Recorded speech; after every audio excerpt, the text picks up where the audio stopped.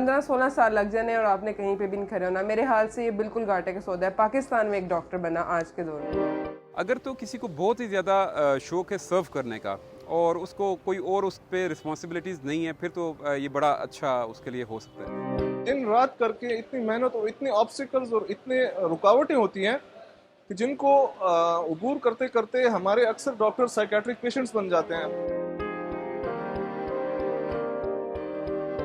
Private medical colleges हैं, इनमें तो फ़ीस बहुत ज़्यादा है और इसमें मुख्तलिफ सीट्स होती हैं, कुछ फ़ॉरेन सीट्स होती हैं, कुछ दूसरी सीट्स होती हैं, तो उसमें 8 से 10 लाख तो सिर्फ आपकी फ़ीस होती है और ये सालाना बढ़ती जाती है। 40 to 50 लाख लग गया है as a foreigner medical graduate, क्योंकि पाकिस्तान में जो गवर्नमेंट कॉलेजेस हैं उनमें तो इतना खर्चा नहीं होता।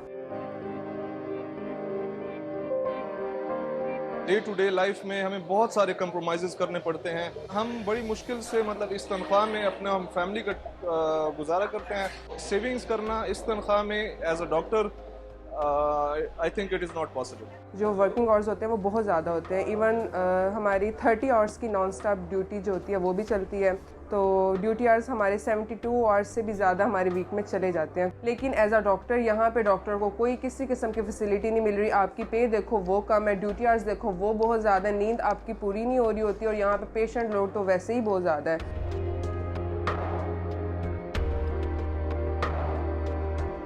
अभी रिसेंटली कुछ अर्सा पहले ऐसा हुआ कि एक बच्चे को इमरजेंसी में लाया गया और वो जो है बच्चा जो है वो काफ़ी क्रिटिकल कंडीशन में था और वो एक्सपायर हो गया।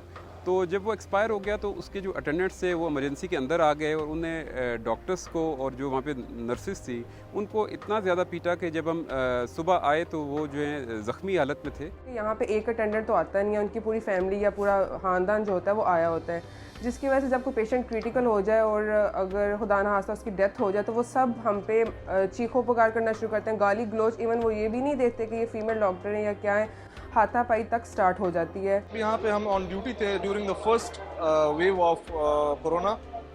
उस वक्त मुझे कोविड हो गया, जो कि मुझे यहाँ पे पेशेंट से लगा था due to non availability of PPE. तो हमें मास्क प्रोवाइड नहीं किए जाते थे और मतलब हम इक्विप्ड नहीं होते थे। तो वो कोरोना मैं अल्टीमेटली जाना तो हमने घर ही होता है, मतलब मेरी वाइफ को, मेरे पेरेंट्स को, मेरे बहन भाइयों को पूरा घर पॉजिटिव हो गया। तो वो एक महीना बड़ा मुश्किल हम पे गुजरा है। हमारी जो प्रैक्टिस है वो तो काफ़ी अच्छी है क्योंकि पेशेंट लोड अच्छा है, लेकिन एट द सेम टाइम इसी वर्कलोड की वजह से और इनसफिशिएंट फैसिलिटीज़ की वजह से जो हमारी तवज्जो होनी चाहिए अपनी ग्रोथ पे और अपनी लर्निंग पे, वो इन्हीं इश्यूज़ की वजह से हमारी ग्रोथ रह जाती है।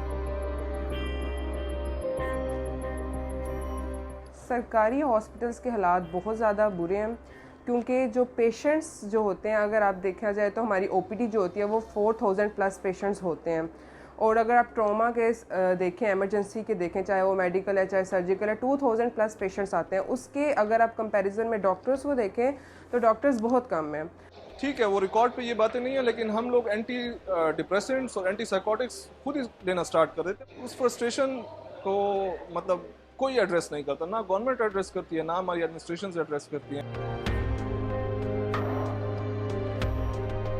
पाकिस्तान में यहाँ पे जो डॉक्टर्स सिविल सर्विस ज्वाइन करते हैं उनकी टाइमली प्रमोशन नहीं होती, कोई क्राइटेरिया नहीं है, कोई मेरिट नहीं है। कुछ डॉक्टर्स जो हैं वो लंबे अरसे तक एक ही ग्रेड में बैठे रहते हैं और उनकी प्रमोशन नहीं होती। गवर्नमेंट पॉलिसीज जो हैं they are totally anti doctor. Recently मतलब बड़े अफसोस से मुझे कहना पड़ेगा, जो रिसेंटली हमारी गवर्नमेंट है, इनकी बहुत ज़्यादा मतलब इनकी जो गवर्नमेंट पॉलिसीज हैं that are very much anti doctor. मैं समझूंगा आजकल के हालात के मुताबिक पाकिस्तान में डॉक्टर बनना घाटे का सौदा है।